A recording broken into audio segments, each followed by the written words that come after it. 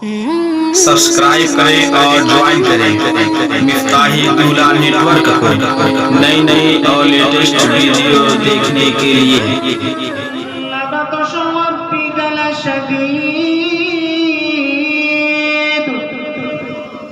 अल्लाह फरमा रहा है, लोगों सुनो सुनो, तुम्हारे रब की पकड़ बहुत सख्त है।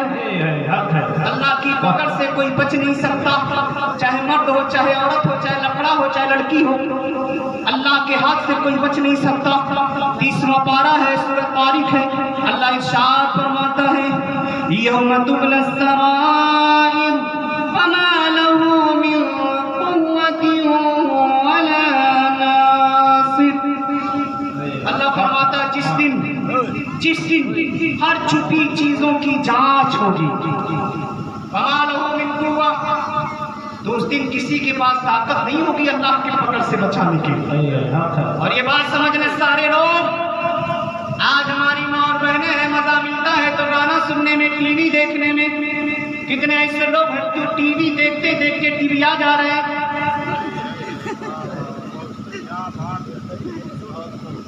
कितने लोगों की आंखें खराब हो जा रही टीवी देखते देखते। कितने लोगों के दिमाग खराब हो गए टीवी देखते देखते। कितने लोगों के किरदार खराब हो गए टीवी देखते देखते। कितने बच्चे बिगड़ गए टीवी देखते देखते। कितनी बच्चियां बिगड़ गई टीवी देखते देखते। मैं पूछना चाहता हूँ, टीवी और फिल्म देखने वालों, गाना सुनने वालों, क्या गाना तुम्हें कब्र में अजाब से बचाएगा? क्या फिल्म तुम्हें कब्र से अजाब में बचाएगा? मेरी माँ और बहनों गौर करो, आज हम रास्ते से चलते हैं तो सर पे दुपट्टा नहीं होता। आज की हमारी बहन हो या हमारा भाई हो, ऐसा ऐसा कपड़ा पहनते हैं, डर लगता है कहीं नीचे में से सरक न जाए। ऐसे ऐसे कपड़े कुल्हड़ के नीचे, लेकिन ऐसा ऐसा वो जींस पैंट पहन रहे हैं कि पहनने के बाद उनका हयूला नजर आता है। अरे दावत में गए तो इधर से भी इमाम साहब, इधर से भी मौलाना साहब, एक तरफ मैं बैठा हूं, एक तरफ दूसरे मौलाना बैठे हैं। और जब बैठे हैं, अब उसी नौजवान ने आ गया खाना लगाने के लिए। जब मेरे तरफ झुकता तो उधर दिखता, जब उधर झुकता तो इधर दिखता। मौलाना साहब लोग मजे ले रहे, मौलाना जल्दी से हटाओ इसको। की सबने कहा क्यों? कहा रे यार, ऐसा कपड़ा पहना, उधर झुकता है तो इधर दिखता, उधर झुकता है तो इधर झुकता, क्या मामला है? ऐसा कपड़ा क्यों पहना? हमने कहा कैसा? बोले अगर जोर से बैठ जाए तो नीचे से टर हो जाए। हमने कहा ऐसा कपड़ा कि पेशाब करने के लिए उसको दिक्कत है, अब खड़े खड़े गंगा जमुना बहाना पड़ रहा है। अल्लाह के नबी फरमाते हैं, इस्तंज़ऊ मिनल बऊल फइन्ना आमतल कब्री फइन्ना अज़ाबल कब्री आमत मिनहु। आका फरमाते हैं, लोगों सुनो सुनो, पेशाब की छींटों से बचो, क्योंकि आमतौर से अज़ाब कब्र पेशाब की छींटों के ना बचने के वजह से होता है। अब गौर करें, जो लोग ऐसा पैजामा पहन रहे, ऐसा पैंट पहन रहे हैं, और हमारी माँ और बहनें तो कुछ ऐसी है जो मच्छरदानी पहन रही हैं। कपड़ा पहनने के बाद भी कपड़ा नंगा नजर आ रहा, बदन नंगा नजर आ रहा। क्या मुसलमान की जिम्मेदारी यही है कि हमारी बेटी, हमारी बहन, हमारी बीवी ऐसा कपड़ा पहने की, मच्छरदानी पहने की, पहनने के बाद भी बदन नंगा नजर आए? मच्छरदानी नहीं पहन रहा है, अरे उसको दूसरे जबान में कहते हैं नेट का कपड़ा। आज बहन हमारी जाती है मार्केट में, देखती बड़ा अच्छा कपड़ा आया, अब्बा क्या बात है बिटिया? अरे अब्बा वो कपड़ा खरीद रहा, कौन हो बेटी? अरे हुआ तो ऐश्वर्या राय पहन ले बा, तो मार्केट में आ गई बा। ऐ मेरी माँ, वो कपड़ा ना पहनो जो फिल्मी दुनिया की कोई आवारा कुतिया पहनती है। अरे कपड़ा पहनना है, वो कपड़ा पहनो जो मुस्तफा ने अपनी बेटी फातिमा को पहनाया है। वो कपड़ा पहनो जो मुस्तफा ने दिया है। वो कपड़ा पहनो जो सहाबा ने पहनाया। वो कपड़ा पहनो जो ताबई ने पहनाया। वो कपड़ा पहनो जो ताबई ने पहनाया। अरे दूर नहीं जा सकते तो कम से कम वो कपड़ा पहनो जो आला हजरत ने अपनी बच्चियों को पहनाया है। जी जी, वाह बेशक। हम वो कपड़ा क्यों पहने जो किसी आवारा ने पहना, किसी तवायफ ने पहना है? कोई नाचने वाली, ठुमके लगाने वाली का कपड़ा क्यों पसंद करती है मेरी माँ, मेरी बहनें क्यों वो कपड़ा पसंद कर रही है? अगर पसंद करना है तो किसी भी दुनियादार या किसी फिल्मी दुनिया के हीरोइन या आवारा या किसी नचनिया के कपड़े को ना पसंद करें। अगर पसंद करना है तो खातून जन्नत फातिमा ज़हरा को पसंद करूं? अरे है हक है वाह वाह क्या बात है। आज तो मैं देखता हूँ, अल्लाह की कसम मेरे दिल में दर्द होता तब मैं बयान करता। आज इतना दर्द होता है, और मौलाना अगर समझा देना तो सबसे बड़ा खताकार मौलाना। अगर हमारे गब्बर भाई को इमाम साहब पसंद नहीं आए ना, अरे आज देखनी ना मौलाना साहब पता नहीं क्या लंगड़ा लंगड़ा चलत रहा है। ऐसा होता नहीं होता? हजारों ऐब हमारे अंदर और हम चले मौली साहब के अंदर ऐब निकालने। और आज तो गांव गांव में ये हाल हो गया, लेकिन 42 में मैंने ऐसा नहीं सुना। कुछ जगह बहुत कम ऐसा सुनने में आया, जैसे लॉकडाउन लगा तो गांव के कमेटी ने कहा मौलाना साहब या तो रहिए या आधी तनख्वाह पे रहिए। और कितने लोग तो कहते हैं आप 2-3 हजार के मौलाना तो हजारों मिल रही है, 5-6 हजार के मौलाना की जरूरत का होगा। मैं पूछना चाहता हूँ, आप 50 हजार कमाते हैं फिर भी एक महीना सही तरीके से नहीं चल पाता। 50 हजार में कमी हो गई है और इमाम साहब 5 हजार पा रहे हैं तो पेट में दर्द हो रहा है। अब मैं कहता हूँ इमाम कितना ड्यूटी कोई इंसान नहीं देता। जी बेशक हक। इमाम 24 घंटा ड्यूटी दे रहा, 24 घंटा, और तनख्वाह कितनी? 5,000, तनख्वाह कितनी? 4,000। और ऊपर से मौलाना साहब फातिहा में गए थे तो कह रहे थे नजराना चाहिए। वाह, अब पूरे गांव में डिंडोरा पीटा गया। मौलाना साहब तो नजराना मांग रहे थे, चिरागी मांग रहे थे। अरे नादान, चिरागी मांगेंगे नहीं, जब 5,000 दोगे तो इमाम उस वक्त चिरागी नहीं मांगेगा जब उसकी तनख्वाह 15,000 होगी, जी बेशक उसकी तनख्वाह 10,000 होगी। अरे आज हमारे बीवी बच्चों के कपड़े 2-2 हजार, 3-3 हजार, 4-4 हजार के एक सूट मिल रहे हैं। अब बताओ अगर मौलाना के पास तो 4 बेटे बेटियां हो गए तो बेचारा कपड़ा खरीदेगा कि अपने घर का खर्चा चलाएगा? क्या करेगा? और ये उलमा इनका मकाम जानते हैं आप? आज कौन इसीलिए भटक रही है कि जिसको अपना अगुआ मानना चाहिए अगुआ मानने के लिए तैयार नहीं। इमाम ने कोई फतवा दिया ना यार, ऐसे फतवे तो बहुत आते हैं, हमारा जो दिल कहेगा हम उस पर चलेंगे। ये बात दिमाग में रख लीजिएगा। जिंदगी अपने तबीयत से ना गुजारिए, जिंदगी शरीयत मुस्तफा से गुजारिए, क्योंकि इस्लाम में तबीयत का दखल नहीं है, शरीयत का दखल है। ये दिमाग में रखिएगा। अब आइए, इमाम गजाली रहमतुल्लाह अलैह की एक बड़ी अच्छी किताब है अरबी जबान में, उसका उर्दू में तर्जमा भी मिल रहा हमारे मदारिस इस्लामिया में पढ़ी और पढ़ाई जाती है। उस किताब का नाम है मिनहाजुल आबिदीन। अल्लामा गयासुद्दीन साहब किबला तशरीफ फरमा है। अगर गलती होगी तो मेरा टिक्का पकड़ लेंगे, मौलाना शकील गलत बोल रहे हो। इमाम गजाली रहमतुल्लाह अलैह अपनी किताब मिनहाजुल आबिदीन में लिखते हैं, क़ाल रसूलुल्लाह सल्लल्लाहु तआला अलैहि वसल्लम नज़रतुन इलल आलिम अहब्बु इलैया मिन इबादति सनतिन मिन सियामिहा व क़ियामिहा। और से सुनिएगा उलमा का मकाम क्या है।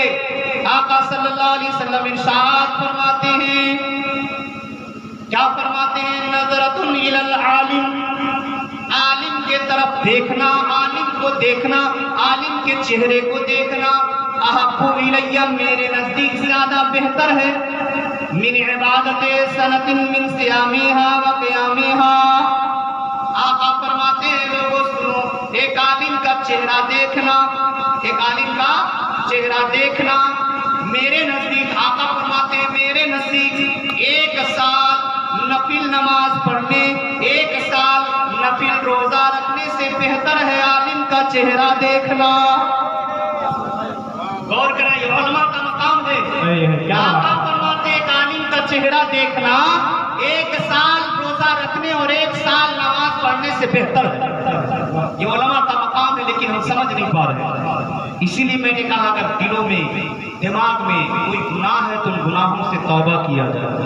अल्लाह फरमाता है, या अय्युहल्लज़ीना आमनू तूबू इलल्लाहि तौबतन नसूहा, ये ईमान वालो अल्लाह की बारगाह में तौबा करो और सच्ची तौबा करो, ऐसी तौबा करो कि इस तौबा के बाद फिर गुनाह का इरादा किया। आज एक बात और मैं बताते चलूं, आज हम यहाँ बैठे कितना अच्छा लग रहा है, एक दूसरे के करीब होकर के बैठा है, एक दूसरे की मोहब्बत में बैठा है। अल्लाह ताला यहाँ के नौजवानों को जिन्होंने इस तरह इतना बेहतरीन पिंडाल सजाया, कुर्सियां लगाई, उलमा को बुलाया, शोरा को बुलाया और बुला करके बेहतरीन खिताब, बेहतरीन तकरीर, बेहतरीन नात, बेहतरीन किरत समाप्त कर रहे हैं, दीन और कुरान की बातें सुन रहे हैं, हदीस और रसूल की बातें सुन रहे हैं। अब गौर करें, नौजवानों ने कितनी मेहनत की, नौजवानों ने कितनी दिक्कत उठाई है, घर घर जाकर चंदा किया होगा और चंदे में भी कुछ लोग शक करने लगते हैं, यार सब नौजवान चंदा करेंगे, आधा अरब नहीं है। हमने कई जगह ऐसा सुना है भाई, ऐसी कभी भी ख्याल मत कीजिएगा, ऐसा गंदा जहर मत बनाइएगा। आप चंदा दे रहे हैं उस नौजवान को नहीं, बल्कि अल्लाह की राह में दे रहे हैं। आपने जो अपने जेब से निकाला, आपकी जिम्मेदारी खत्म। अगर सुनने वाला गलती कर रहा तो वो पकड़ा जाएगा, आप नहीं पकड़े जाएंगे। लेकिन अल्हम्दुलिल्लाह ऐसा नहीं होता है। हमारे नौजवान इतने गए गुजरे नहीं होते हैं, क्योंकि वो आप ही के घर का एक बच्चा होता है, उसको क्या चंदे का पैसा ही खाना लिखा है? नहीं, अरे वो तो आपके पास जबरदस्ती मांगता है। जितना अच्छा आपका पैसा होगा उतना अच्छा प्रोग्राम होगा, इसीलिए तो पैसा वसूला जाता है।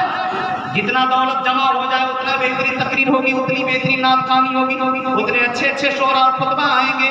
तो जब नौजवान आगे बढ़े तो उनका पैर न खींचा जाए, बल्कि उनके सर पे हाथ रख करके दुआएं दी जाएं कि अल्लाह तुम नौजवानों को हर तरह से कामयाब खुशहाल बना दे, क्योंकि ये दीन का काम कर रहे हैं। और सुनो, जो दीन के काम के लिए आगे निकलता है वो जन्नत के रास्ते पे चलता है। जो दीन के काम के लिए निकलता है वो जन्नत के रास्ते पे चलता है। तो मैं बताने जा रहा था कि आप लोग कितना अच्छा लग रहा है, आप लोग इकट्ठा बैठे हैं, माँ बहनें इकट्ठा बैठी है। ये मोहब्बत की निशानी और ये पैगाम दिया जाता है, एक दूसरे से प्यार करो, एक दूसरे से मोहब्बत करो। और एक दूसरे से किस तरह मोहब्बत करनी चाहिए, आइए मैं आपके तफासिर के रूह से समझाऊंगा। एक दिन मैं पढ़ा रहा था, तफसीर पढ़ा रहा था 28 का पारा, और 28 से 12 सूरह हश्र पढ़ा रहा था। उसी में एक आयत पढ़ा, उससे पहले मैंने मुताला किया था, और बगैर मुताला किए मैं कोई किताब पढ़ाता ही, जब तक पढ़ नहीं लेता हूँ पढ़ाता नहीं। मुताला नहीं किया रहता हूँ, बच्चों से कह देता हूँ बच्चों आज माफ कर दो, कल पढ़ लेना क्योंकि मुताला नहीं किया। लेकिन कोशिश ये रहती है कि किसी दिन नागा ना जाए, ये मेरी कोशिश है। जब से मैं पढ़ा रहा हूँ, मैं सबक नागा नहीं कराता हूँ बच्चों को, क्योंकि आज पढ़ेंगे तो कल वही बच्चे आगे बढ़ेंगे। तो उसमें एक आयत गुजरी निगाहों के सामने, अल्लाह फरमाता है वयुसिरूना अला अनफुसिहिम वलौ काना बिहिम खसासा। इसका माना ये है कि वो लोग अपने आप पर अपने भाइयों को तरजीह देते हैं अगर खुद ही मुहताज हो। अपने जानों पर अपने भाइयों को तरजीह देते हैं अगर खुद ही मुहताज हो। क्या मतलब? ये आयत कब और क्यों नाजिल हुई थी, किसके बारे में नाजिल हुई थी?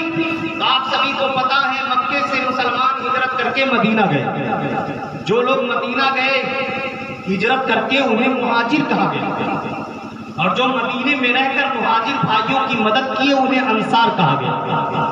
सुन लीजिए, बार बार ऐसी बातें सुनने को नहीं मिलती हैं, क्योंकि बहुत जल्द से बहुत प्रोग्राम देखते हैं, क्या बातें होती हैं अल्लाह ही बेहतर जाने। हमारे सुन्नियों के जलसे शुरू होते हैं 10-11 बजे के बाद, तब तक लोग सोने लगते हैं। ऐसा होता नहीं होता? बड़े बड़े जलसे में आप जाते हैं तो 10 बजे के बाद कहीं जलसा शुरू होता है, और नात खा आ जाते हैं तो 1-1 घंटा नात खानी होती है। मुकर्रिर साहब आए बेचारे 12 बजे, बोलेंगे कहा तब तक लोग सोने रहते हैं।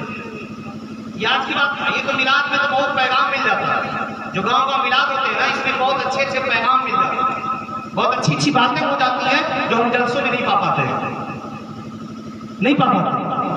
बहुत प्यारी बात बता रहा हूँ। देखिए, अल्लामा नईमुद्दीन मुरादाबादी रहमतुल्लाह अलैह ने अपनी तफसीर खज़ाइनुल इल्फान में लिखे हैं कि मुहाजिर जो हिजरत करके गए और मदीने में जो लोग रहकर उनकी मदद की वो अंसार। एक दिन ऐसा हुआ, एक मुहाजिर सहाबी आए, बाल बिखरे हुए, चेहरा उदास है। आका ने देखा, कहा क्या बात है, ऐसा लग रहा कई दिन से खाना नहीं खाया हुआ। अल्लाह की कसम, जब ये वाक़या पढ़ा था मेरे आंसू से आंसू गिर रहे। मेरे बच्चे जो पढ़ रहे थे कुछ देर के लिए मैं खुद ही रुक गया। बच्चे हैरत में, माँ सब क्यों रो रहे? अल्लाह की कसम, ऐसे दर्दनाक वाक़े जब नजरों के सामने से गुजरते हैं तो कलेजा फिसल जाता है। अल्लामा नईमुद्दीन मुरादाबादी कहते हैं कि मुहाजिरीन में से एक सहाबी जिनके बाल बिखरे हुए, चेहरा उदास, आका पूछते हैं मेरे यार क्या भूखे हो? भूखे हो? कहा या रसूलल्लाह, कई दिन हो गए मैंने खाना नहीं खाया, कई दिन से मैं भूखा हूँ। आका सल्लल्लाहु अलैहि वसल्लम अपने हुजरे में गए। हम सब की माँ हजरत आयशा सिद्दीक़ा रज़ियल्लाहु ताला अन्हा तशरीफ फरमा। आका पूछते हैं आयशा घर में खाने की कोई चीज है? प्यारे आका सल्लल्लाहु अलैहि वसल्लम के फरमान पे हजरत आयशा अर्ज करती हैं, रसूल अल्लाह घर में कोई चीज नहीं है, यहाँ तक कि खजूर भी नहीं है। आका जब देखते घर में कोई चीज नहीं है, घर में खजूर तक नहीं है, वापस फिर महफिल में आए सहाबा के। अब सहाबा से मेरे आका फरमाते हैं, ऐ मेरे सहाबा, क्या आप में से कोई ऐसा है जो इस मेहमान को अपने घर का मेहमान बना ले? उसमें से एक सहाबी खड़े हुए जिनका नाम हजरत अबू तलहा रज़ियल्लाहु ताला। हजरत अबू तलहा खड़े हुए कहे, या रसूल अल्लाह मैं अपने भाई को अपने घर का मेहमान बनाऊंगा। ठीक है लेकर जाओ। लेकर गए, शाम का वक्त है, घर पहुंचे, अपने बरामदे में बिठा दिए। बड़े गौर से सुनिएगा, सारे लोग माँ और बहनें भी सुनेंगे, क्योंकि आज थोड़ी थोड़ी बातों में एक दूसरे से लड़ जाते हैं। एक एक पिस्ता जमीन के लिए, एक एक पालिश जमीन के हम लाठी डंडे भाले निकाल लेते हैं। जब किसी का घर बनने लगता है तो सबसे पहले पड़ोसी को तकलीफ होने लगती है, होती नहीं होती है? और नहीं तो जाकर थाने में शिकायत कर देते हैं, दरोगा जी वो हमारा पड़ोसी न है और जुमराती घर बनवा रहे हैं, तो उनका एक रिश्ता जमीन वो हमारा ले लिए, चलकर रोक दीजिए उसकी बुनियाद को। यही होता है जलन में, जलन और आपस हसद में। अजी अगर कोई किसी का जमीन हड़प रहा है, आका फरमाते हैं जो किसी का जमीन हड़पता है कल कयामत में उसे 7 जमीनों का तौक पहना दिया जाए। एक जमीन का नहीं, कितनी बड़ी जमीन है दुनिया में, इतने ही बड़ी 7 जमीनों का तौक उस हड़पने वाले के गले में डाल दिया जाएगा। इतना भयानक अजाब उसको दिया जाएगा। जिसके दिल में ये डर होगा वो कभी किसी का जमीन, किसी का माल नहीं हड़पेगा। आका सल्लल्लाहु अलैहि वसल्लम के सहाबी हजरत अबू तलहा लेकर गए घर, अपने आंगन में बिठा दिया बरामदे में, और घर के अंदर गए अपनी बीवी के पास और कहा, है मेरी शरीके हयात, है उम्मे सुलैम, क्या घर में खाना है? हजरत उम्मे सुलैम कहती है, मामला क्या है? अबू तलहा कहते हैं कि सुनो, मेरा एक मेहमान आया हुआ है, कई दिन से भूखा प्यासा है, घर में कुछ है। अब देखिए वो बीवी कैसी है, वो औरत कैसी है, वो सहाबिया कैसी है। उम्मे सुलैम कहती है, ऐ मेरे सरताज, ऐ मेरे सरताज, घर में खाना इतना है कि एक आदमी पेट भर कर खा सकता है। कितने आदमी? एक आदमी पेट भर कर खा सकता है। हजरत अबू तलहा कहते हैं, क्या बच्चों ने खाना खा लिया है? उम्मे सुलैम कहती नहीं, बच्चों ने खाना नहीं खाया। अल्लाह अकबर। अंदाजा लगाइए मेरी माँ और बहनें, आप भी गौर करो, बार बार ऐसी बातें आपको नहीं मिलेंगी जो आज मोहम्मद शकील अख्तर आपको बता रहा।